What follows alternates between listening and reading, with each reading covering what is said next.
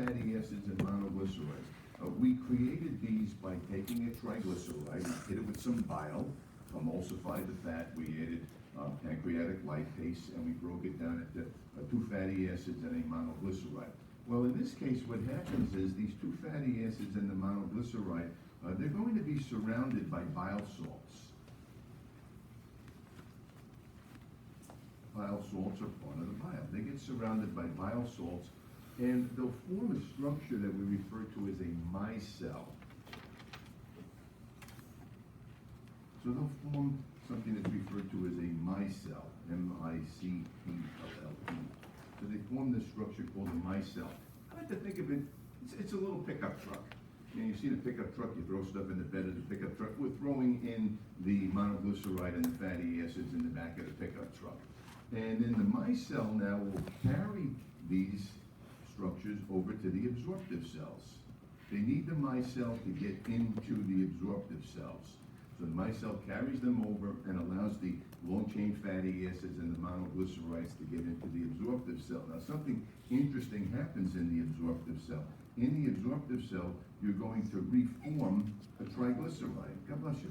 You're going to reform a triglyceride inside of the absorptive cell. You put it back together. We took it apart in the lumen of the small intestine, and we got the long-chain fatty acids and the monoglycerides. We put these back together now. You're probably somewhat familiar with things like this. I know I've been trying for the last 43 years to convince my wife to let me get a real full-size pool table, 8-foot hanging slate pool table. She doesn't like the idea because my thought is, throw out everything that's in the living room and it would fit just perfect in there. Her thought is, well, then where would guests come when they? And I said, I don't need any guests to come by at this age now. It's not necessary. I want the pool table. But the pool table, like you go buy a Brunswick pool table, a real good one, they build them in the factory complete and then they take them all apart. Because you can't get a full-size pool table into a home. It's not going to go into the house. They take it apart and then they have a team comes in and puts it back together. That's kind of what we did here. We took apart the triglyceride. We got these components. We sent it by the truck into the absorptive cell, and now we put it back together again. And then this triglyceride now is going to pass through something that you learned about in Anatomy 1, one of the organelles that we have. It goes through the endoplasmic reticulum. It was an organelle that we learned about in Anatomy 1. I know you probably don't remember it. That's okay. It doesn't matter. I know with my own students, we go through the organelles, and I always tell them that the only one you're ever going to remember is the powerhouse of the cell. That's the only one you remember. If I asked you what a proteasome did today, you wouldn't know, tell me. If I said, it was a peroxisome, you'd say, huh? But if you said mitochondria, you kind of know, oh yeah, it makes ATP. Nobody remembers the poor endoplasmic reticulum. But what the endoplasmic reticulum does is it actually produces something that we call a chylomicron. You make a chylomicron. Now, what's a chylomicron? A chylomicron is simply the triglyceride wrapped in a protein. It puts a protein coat on it. So that's what a chylomicron is. A chylomicron is just the triglyceride that we put back together, and it's wrapped in protein. So now we have this structure that's called a chylomicron, and this is important at this point. It's a protein that's wrapped, it's a fat that's wrapped in a protein.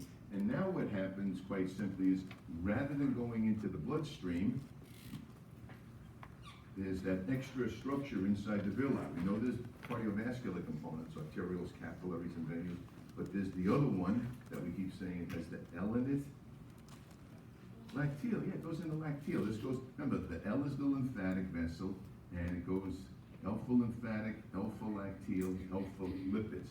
The lipids go into the lymphatic system. They take a different route. And they're in the body, they're going to get in. And then if you know anything from chapter 22 about the lymphatic system, lymph ultimately gets dumped back into the blood. It's going to end up in the blood in the long run. So it goes into the lacteal. So this is going in the lacteal, the fats. These here are actually going to eventually head to the hepatic portal vein. The hepatic portal vein is the one that goes into the liver and carries the blood into the liver. It's the deoxygenated, nutrient-rich blood. And then ultimately, like I said, lacteal in the long, long run, so this is gonna go into, then ultimately, this is going into the general circulation. It's gonna go into our general circulation, and in the long run, this is going to go into general circulation. So everything ends up in the bloodstream in the long run. They just take different ways in. You know, jokingly, if we were gonna meet in Manhattan, I don't know why, but anyhow, you're gonna go there, some would take the GW Bridge, some of you, depending on where you live, you might take the Holland Tunnel, hopefully not, or the Lincoln Tunnel, and you'd end up in Manhattan. We'd all end up in Manhattan, we just took different ways. You're gonna get it all into the bloodstream in the long run, taking different ways to get in there. And the picture up on the board, this one and another one, you know, tries to show us with just a little visualization what's going on. So in this picture here, what we can see is that on the left-hand side, we have our end products of digestion.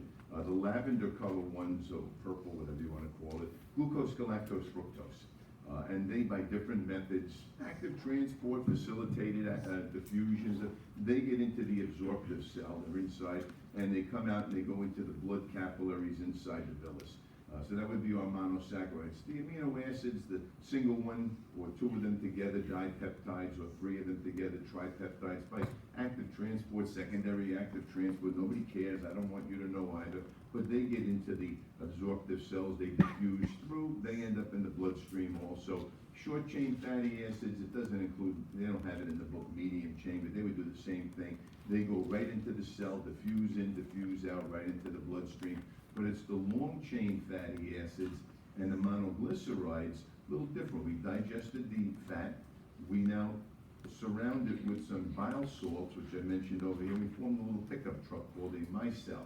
And it drives over here, and it then allows these to diffuse into the cell, and they get inside, and what we do is we will reform. You can see over here we have a triglyceride reforming, and then we wrap it in a protein coat, and we form this structure that's called a chylomicron, but it's different. The chylomicron doesn't go into the bloodstream, it goes into the lacteal, into the thoracic duct, and then it'll go up to the left subclavian duct where it gets dumped, left subclavian vein where it gets dumped into the general circulation.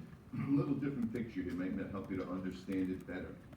So here's the villus with the cardiovascular component inside of it, and the lacteal in green, and you'll see in the blood vessel, you can see the little lavender ones. The lavender ones are the monosaccharides, glucose, galactose, and fructose. They end up in the bloodstream, eventually the hepatic portal vein, into the liver, into the hepatic vein, into the general circulation. The little green colored balls, those are the amino acids. They get into the bloodstream, same thing. They go into the liver, then into the general circulation. The little orange one is a little basketball. The little basketball is the short chain or medium chain fatty acids into the bloodstream, get into the liver, into the general circulation. But it's in the lacteal, the lymphatic structure, that the chylomicrons get absorbed, and they travel then in lymph ducts and lymph vessels. Eventually they go into something called the thoracic duct, which is a lymph duct. Now this bypasses the liver. It's not going into the liver. It bypasses the liver, goes up to the left subclavian vein, and we dump the lymph back in there, back to the heart, back in the general circulation. So everything that we eat ultimately ends up in the general circulation that we have. We just take different routes around. So this is actually a pretty good picture, that one. It gives you an idea what's going on. So we've absorbed the food at this particular point. The food in the small intestine, let's start to race a little bit of this. The food in the small intestine, depending on what we eat, will be there for about 3 to 5 hours. About 3 to 5 hours in the small intestine, much like the stomach. If you eat a carb-rich meal, it left the stomach the fastest, about 2 hours. If it was fat-rich, about 4. Same thing here. If it's a carb-rich meal, you'll only be there about 3 hours. If it's a fat-rich meal, it'll take a little bit longer. And in the small intestine, we can absorb everything. We can absorb everything here that we have in our diet. In the stomach, you'll remember all you were absorbing was water, some salts, maybe some drugs, certain drugs you can absorb, and alcohol. Well, in the small intestine, you absorb everything. We already see that we're absorbing carbohydrate and products of carbohydrates. We're absorbing amino acids. We're absorbing short chain and medium chain fatty acids, long chain fatty acids. We're absorbing all of that. We're absorbing vitamins, all kind of vitamins. We're going to have, in addition, obviously, we're going to get all kind of vitamins being absorbed. That would be both the water-soluble vitamins And also the fat-soluble vitamins you'll absorb here. Fat-soluble vitamin, let me erase some of this so I don't get everybody confused.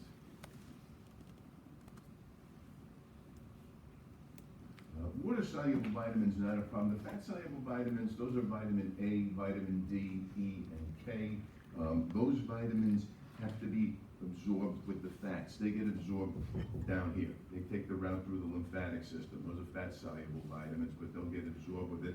So we're talking water, we're talking, yes, alcohol, drugs that are enterically coated that get down there. We're talking about monosaccharides, amino acids, all of the fats, all of this water-soluble vitamins. Water-soluble vitamins would be all of the B vitamins and vitamin C. So you have B1, B2, B6, B12, all of those things, choline, inositol, everything like that gets absorbed in the small intestine. And again, the fat-soluble vitamins.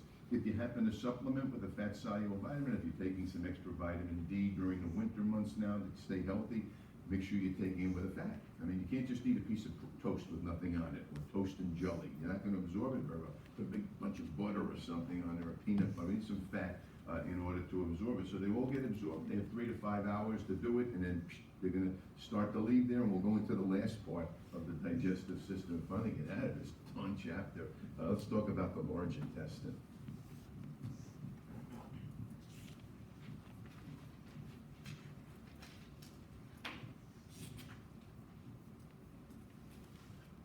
So the last portion of our gastrointestinal tract is the large intestine.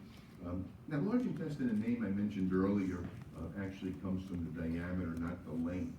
If we look at it, it's about 5 feet in length. So it's about 5 feet long, but it's 2.5, 2.5 inches in diameter. So it's more than twice the diameter of the small intestine, but it's only half the length of it.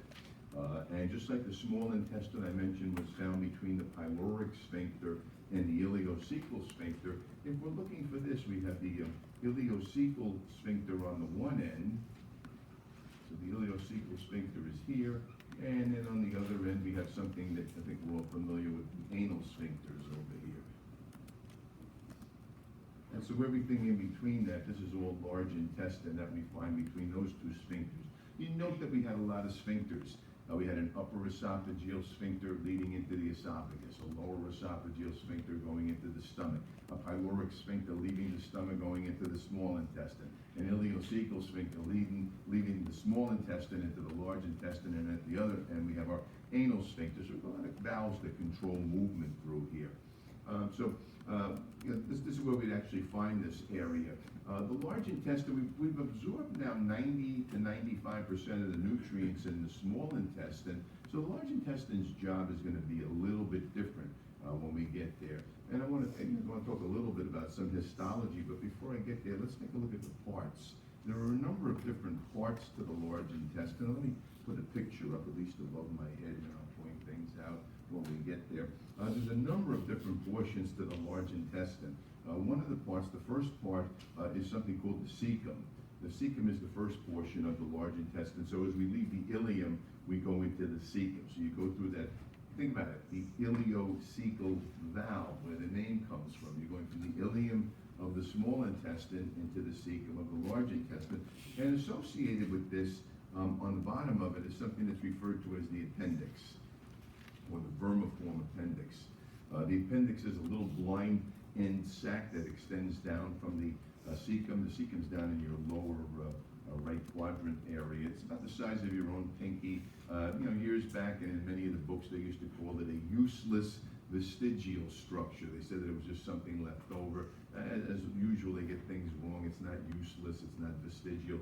They've learned in the past, decade or so, that when we have any sort of GI disturbances, we've all had some sort of large intestinal disturbance, and you end up with some diarrhea or something, and then obviously they call it the runs because the water comes out of you. Plus, you're running to the bathroom half the time to try to get there. But what will happen is that there's a lot of bacteria that lives in the small intestine.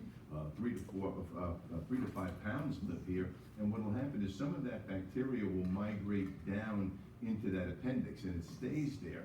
and it's hidden, it's protected. There's a lot of lymphatic tissue here, and while the immune system cleans up whatever the problem was in the large intestine, when it's done, the bacteria migrates out. And for those of you that have taken microbiology, you know it doesn't take much bacteria when you plate it or make a broth, and the next thing you know, it's growing like crazy. You basically re-inoculate the entire large intestine. So we have the cecum area, and then what will happen is you'll go into something that's referred to as the ascending colon. The ascending colon is on, this is all, remember, anatomical positions. This is on the right side we're talking about. Cecum down here, ascending colon. Then we have it's a 90-degree bend that we take. And that 90-degree bend is something that's referred to as either, we call it the right colic flexure, or we also can just refer to it as the hepatic flexure. So the right colic flexure or the hepatic flexure, either name, this is one of those that either name is still fine. It tells you with hepatic flexure, you're making the bend underneath what organ? It says hepatic flexure. Which is, yeah, the liver sits just above it in there, that picture. And then you're going to go into something that's called the transverse colon. It goes across the body in the transverse plane. And these are all part of the large intestine. We have some more. Let me erase some of this.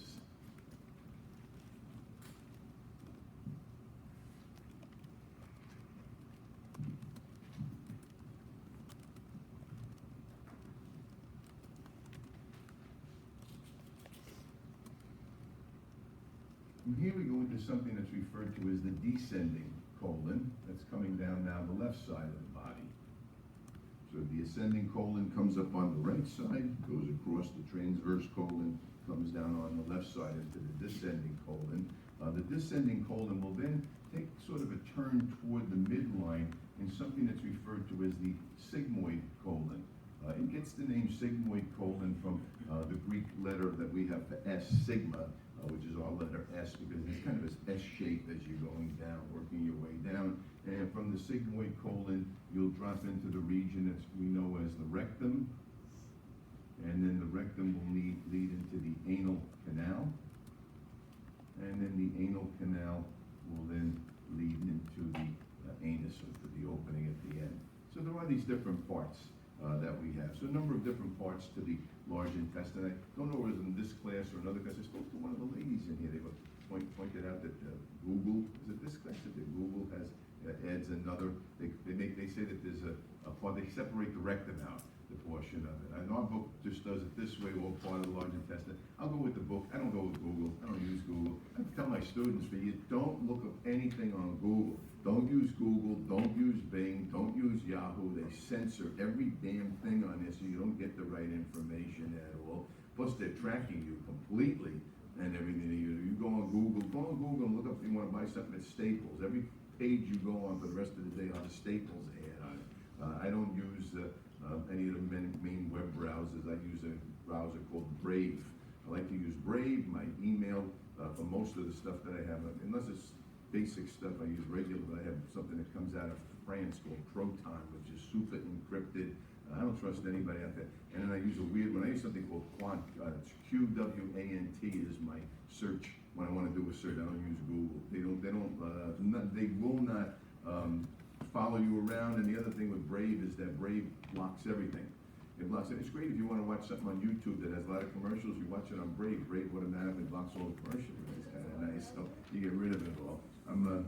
Don't worry, I know you're in the military. I'm a conspiracy theorist completely. I know that what. How many times have you been talking and all of a sudden Siri or whatever you have on the internet, it starts answering you. You go, things listening to me while I'm talking. I don't trust anybody yet. I was just wondering, since we do acknowledge the right lecture, could we also acknowledge the Yes, good thing. I left it out. I'm sorry. Thank you very much. I jumped here too fast. So, can we put a 4A in there? Would that be okay? We'll put a 4A. Thank you. I went too fast. Yes, there is a left colic flexure. Thank you very, very much. And that's also referred to as the splenic flexure, and I apologize. I'm human.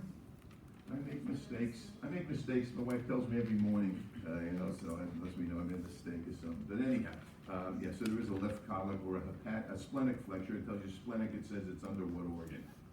Spleen. It's under the spleen. Yeah, so anyhow, so we have these different parts, and you can see them here. We start down in the, this is the lower right quadrant area. You have your cecum coming from the ileum.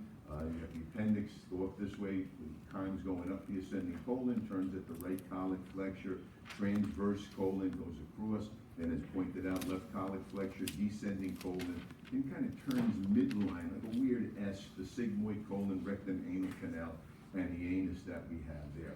Just as clinically with something here, when people have appendix problems, obviously they'll have pain, they have a fever that they're running, but they'll get tenderness, severe rebound tenderness, and I want to explain this. We get something that's called rebound tenderness, and it's at a point that we call McBurney's point.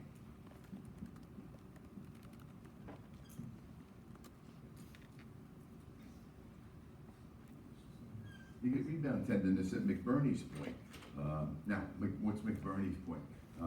First off, most of the time people that have appendix issues, they're usually younger, they're in their teen years or something. They'll be running a fever. If they have pain in the abdominal area, if you do a blood test on them, you'll find high white blood cell count.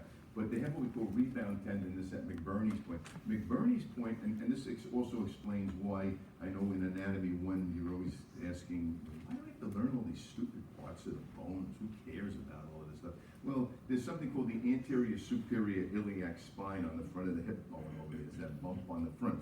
You find the bump on the front of the hip bone, you find your belly button, and you bisect it. You go right in between the two of them. You're drawing a line. That's McBurney's point. If a person has an appendicitis, if you push in on it, they are fine. When you let go of it, they have a catcher's mask on. They're probably going to punch you in the face.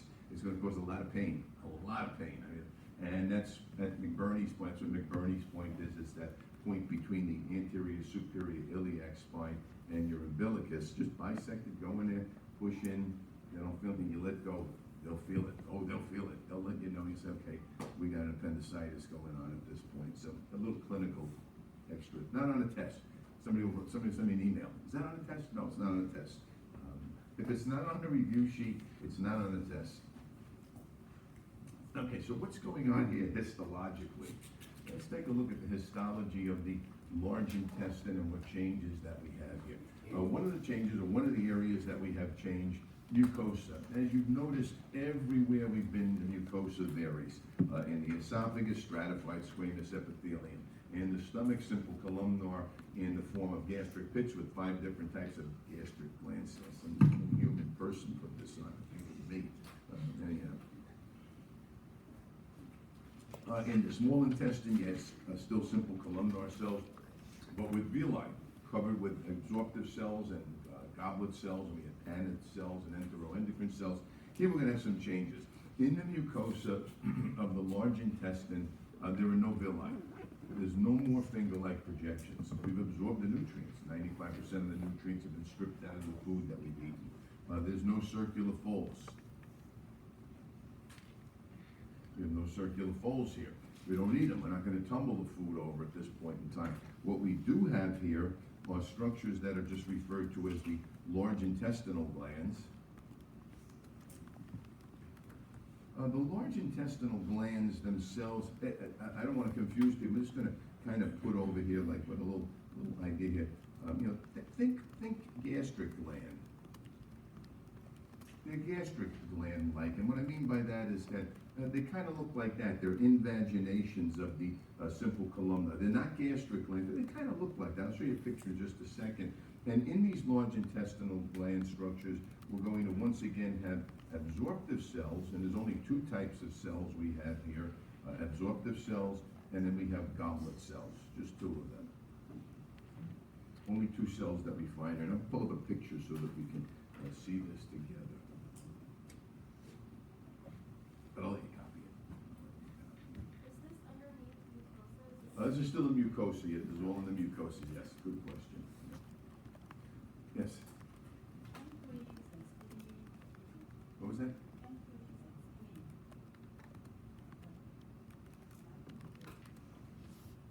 and spleen. Oh, the pancreas and spleen? Oh, they're 2 different organs. Yeah, the pancreas is an organ behind the stomach. The spleen's a small, well, it's a big organ, actually. It's the largest lymphatic structure, and it sits toward the back area, just underneath your diaphragm. It's part of the lymphatic system, the spleen. Yeah, the pancreas is different. The pancreas sits behind the stomach. It's part of the digestive and endocrine system, and the spleen is part of the lymphatic system. Matter of fact, the spleen is the area where we make a lot of B lymphocytes, B cells that are part of our immune system. Yeah, they're two different organs. Yeah. So here we have large intestine. We still have simple columnar epithelium, but if you look at it, it looks a little bit like the gastric glands. That's what I meant. Like there's no villi. These just kind of drop in. They look like this. If we blow this up a little bit, they just penetrate down. But rather than having 5 different cells, having mucous surface cells and neck cells and parietal cells and chief cells, all we have is goblet cells and absorptive cells. Yes. And you said it's like that because it has to absorb all the water, right? Exactly, yeah, these absorptive cells are a little bit different. The absorptive cells in our small intestine absorb everything, water and nutrient stuff. As this one mentions over here, it's primarily dealing with water reabsorption. All we really have left in the chyme right now, it's been pretty much the nutrients are out. We're kind of squeeze it out now to get the water out of it. So while we're talking about that, I'll put that over here since you mentioned it. And they can absorb some nutrients if there's still some carb or protein there. They can, but it's primarily going to reabsorb water at this point. So does that mean that the anal canal has to have like thicker layers of cells so it doesn't irritate? Once you get down to the rectum, and we'll talk about it, and into the anal canal, you go back to stratified squamous epithelium. Yeah, that's going to change back to protect the area because you have feces. Yeah, most of the time our feces it's feces, but it's okay. Sometimes a little dry, a little constipated, and we want to protect it then. So yeah, we get down in the rectal anal area, we'll go back like we had in the mouth and throat and esophagus, back to stratified squamous epithelium. So this is mainly, as you said, for water reabsorption, and I just want to go back for a moment. And it's because of this. If we take a look at what's up, turn the lights on. When they made these rooms, they're terrible. Things too high, the lights are in the wrong place, and all these LED lights. You do know that all these LED lights are bad for your eyes, right? You hopefully have some like blue blockers when you're on your computers and stuff, because the blue light is really damaging the retina on people, on your phones, on your tablets and everything. So on the left side, we can see that each day we produce, these are rough numbers, about a liter of 1,000 milliliters of saliva we will ingest in our food, or actually as liquids, about 2.3 liters of liquid. Gastric juice, about 2 liters. About a liter of bile, I mentioned 800 to 1,000 milliliters. Pancreatic juice, about 2 liters. Here's the pancreas of pancreatic juice. And then in the small intestine, we'll secrete about a liter of intestinal juice. And if the math works out right, and we do it like you did in school, you add it all up, 9.3 liters that we make here. In the small intestine, you're going to reabsorb 8.3 liters of the liquid. We said we absorb liquid, water, and such, so we'll reabsorb the liquid. And what'll happen then, if you take those numbers, it leaves about a liter left over. We don't need, a liter bottle. We don't need to lose a liter of liquid out of the back end of us there. It's not good. We dehydrate very quickly. So the large intestine is designed for water reabsorption, and you'll reabsorb about 0.9 9/10 of a liter, which does leave a little bit of moisture. So 9.3 minus the 9.2, about 1/10 of a liter of moisture in the stool. We have to have some moisture in there, otherwise we would have a real rough time having a bowel movement. So it is for water reabsorption mainly. So that's what the large intestine is really designed to do, be involved with water reabsorption. And that's where we have our changes in that area. The other change that we see is in the muscularis layer. And let's talk about that. In the muscularis layer, if we look at the muscularis layer, and I'm talking just in the longitudinal layer only.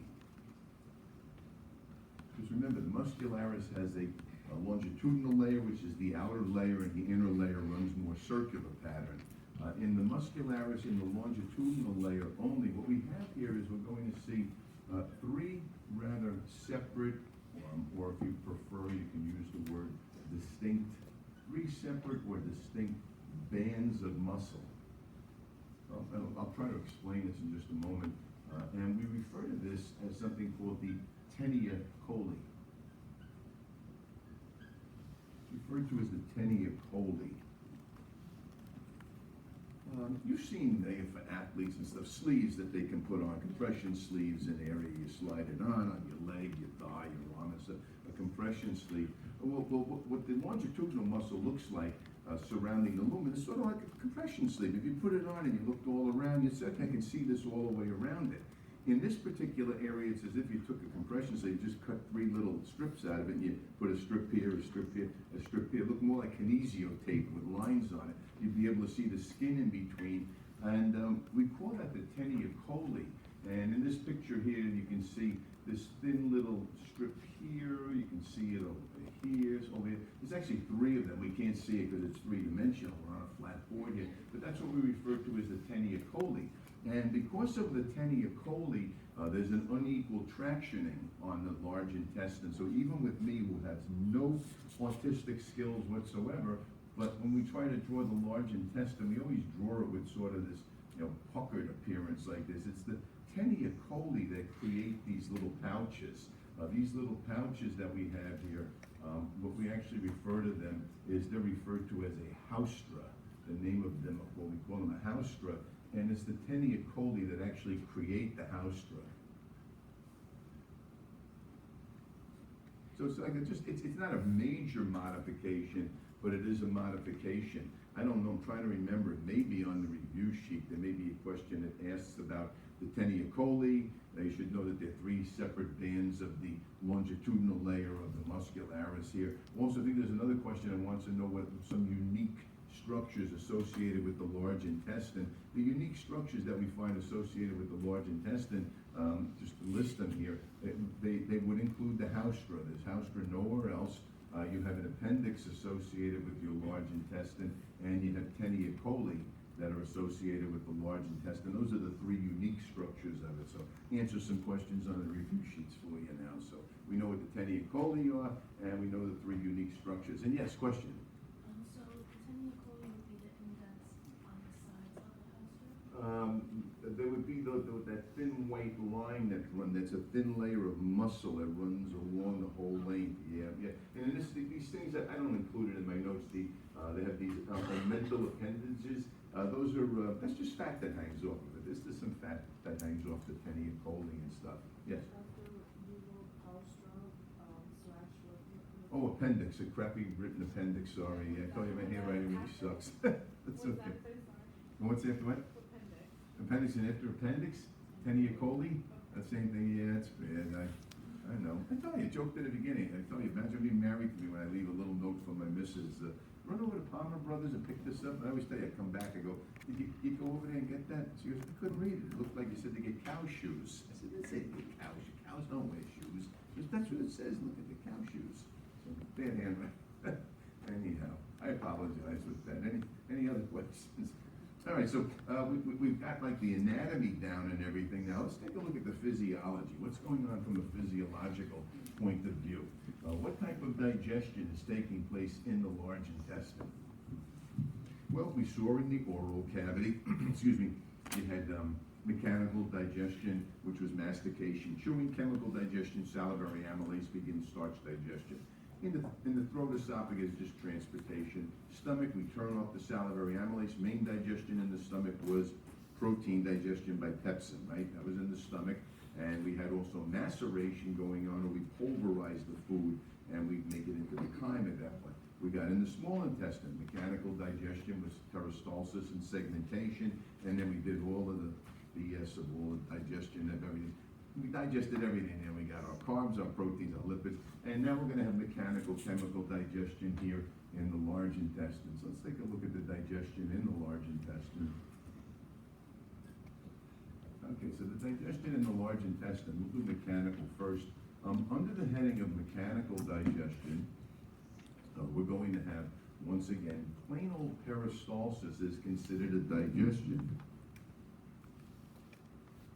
Just plain old peristalsis by pushing the food through and allowing it to contact the wall and the mucus that we have there. We're going to have mechanical digestion, peristalsis.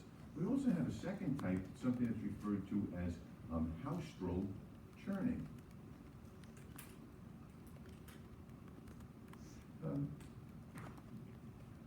In the small intestine, I mentioned something called segmentation, where we're squeezing squeezing to try to force the chyme up against the wall of the small intestine because we want to finish digestion and we want to get absorption taking place.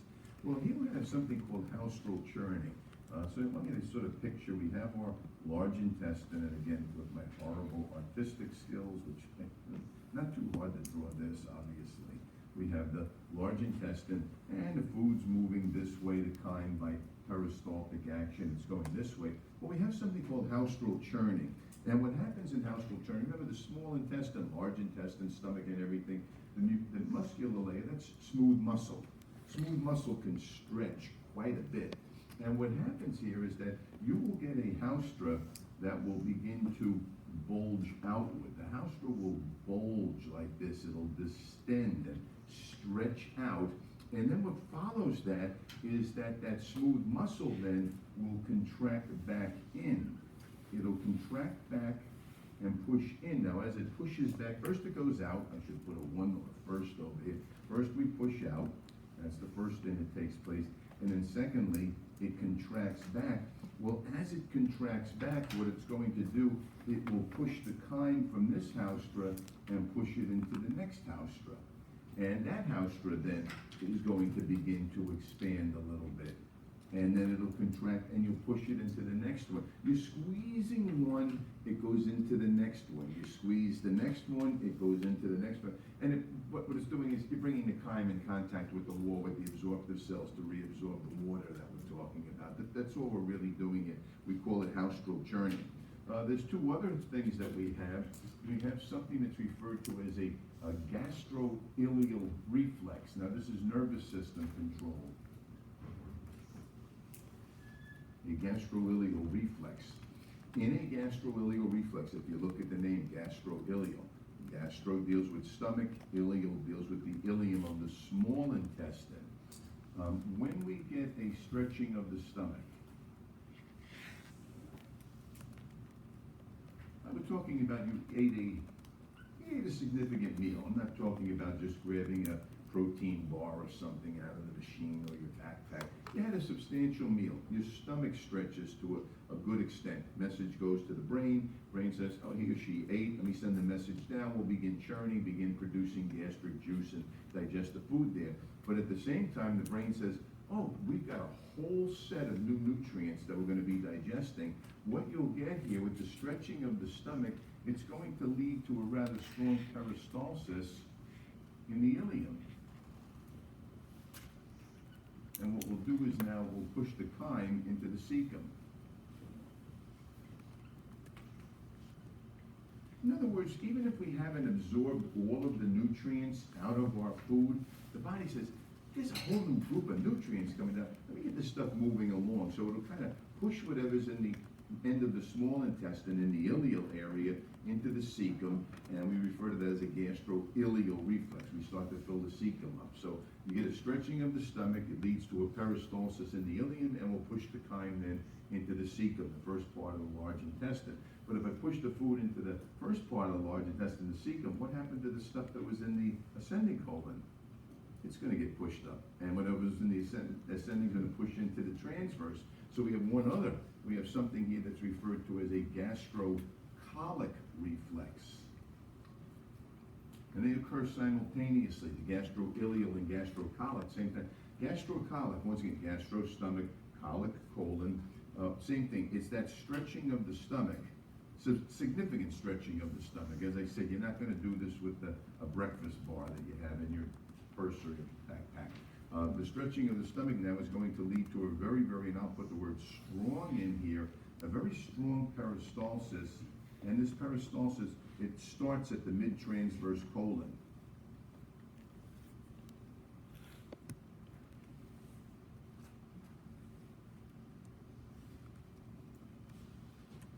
While you're copying that, I got a picture of it right there.